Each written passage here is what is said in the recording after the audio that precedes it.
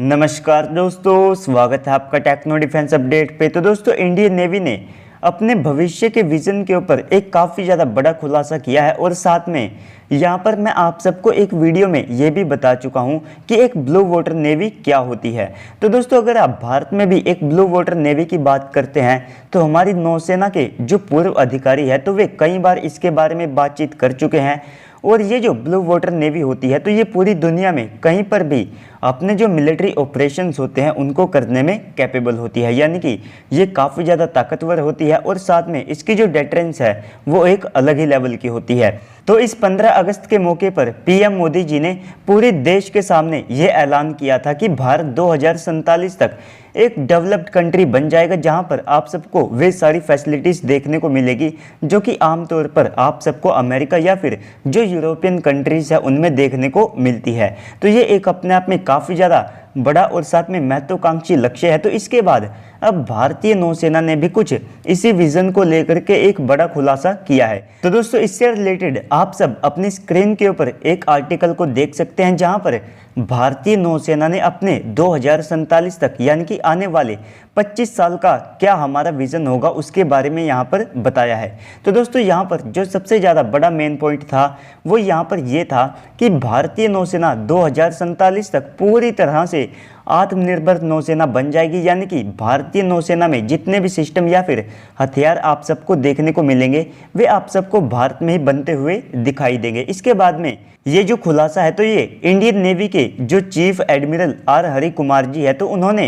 एक defence India conclave के दौरान यहाँ पर दिया है। इसके बाद में यहाँ पर यह बात साफ हो चुकी है कि भविष्य में हमारे जितने भी aircraft carrier, submarine, fighter jet, destroyer या फिर हर प्रकार के जो नेवल सिस्टम है वे आप सबको भारत में ही बनते हुए दिखाई देंगे। इसके बाद में अगर आप सबको मैं ब्रीफ में एक ब्लू वाटर नेवी के बारे में बताऊं तो जो ब्लू वाटर नेवी होती है ये काफ़ी ज़्यादा पावरफुल होती है और पूरी दुनिया में अपने जो मिशंस है तो ये इनको परफॉर्म करने में सक्षम रहते हैं। तो इसमें भी बेसिकली लगभग 4 रैंक होती है, जिसमें आप सबको फर्स्ट रैंक के ऊपर अमेरिका देखने को मिलेगा जो कि एक साथ पूरी दुनिया में कई जो युद्ध है उनको अपनी नौसेना के दम पर लड़ सकता है, क्योंकि इनके पूरी दुनिया में आप सबको नेवल बेस देखने को मिलेंगे, इनकी अलग अलग फ्लीट्स देखने को मिलेगी, इनके पास लगभग 11 के आसपास जो न्यूक्लियर कैपेबल एयरक्राफ्ट कैरियर हैं वे भी देखने को मिलेंगे। इसके बाद में इस लिस्ट में सेकंड रैंक के ऊपर यूके और साथ में फ्रांस आते हैं जो कि पूरी दुनिया में किसी एक और लोकेशन के ऊपर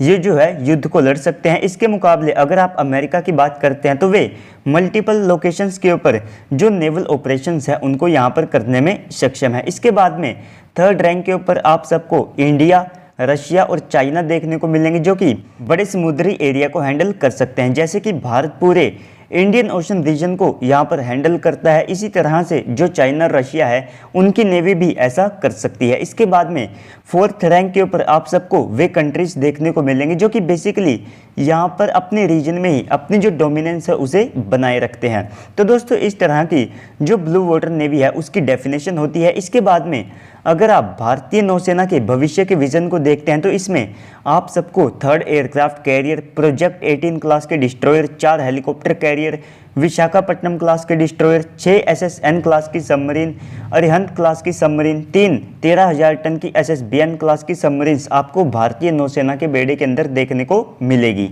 और ये जो लिस्ट है ये यहीं ख़त्म नहीं होती है, बल्कि इसमें आप सबको स्टेल्थ ड्रोन, टेडबीएफ जैसे fighter jet, unmanned combat aerial vehicle, naval helicopter, direct energy weapon system, SSBN class की और सबमरीन, नेक्स्ट जनरेशन की कॉर्वेट और नेक्स्ट जनरेशन की जो फ्रिगेट्स हैं वे भी आप सबको देखने को मिलेगी। तो यानी कि आप कुल मिलाकर के ये कह सकते हैं कि एक ट्रूली ब्लू वाटर नेवी को तैयार करने के लिए एक जो बेस होता है या फिर जो इम्पोर्टेंट प्रोजेक्ट्स होते हैं उनके ऊपर भारत ने काम करना पहले से शुरू कर दिया है। तो ये तो केवल वे प्रोजेक्ट है जिनको हम इस दशक में बना करके तैयार करेंगे और साथ में भारतीय नौसेना के बेड़े के अंदर शामिल करेंगे। इसके बाद में अगले दशक में हम जिन नेवल प्रोजेक्ट्स के ऊपर काम करने वाले हैं तो उससे भी भारतीय नौसेना की जो फायर पावर है उसमें काफ़ी ज़्यादा बड़ा इजाफा होगा। तो दोस्तों, ओवरऑल इस पूरी न्यूज़ के ऊपर और साथ में एनालिसिस के ऊपर आप सबको क्या लगता है कमेंट सेक्शन में बताइएगा। साथ ही साथ अगर आपको वीडियो अच्छी लगी है तो वीडियो को लाइक कर दीजिएगा और चैनल को भी सब्सक्राइब कर दीजिएगा।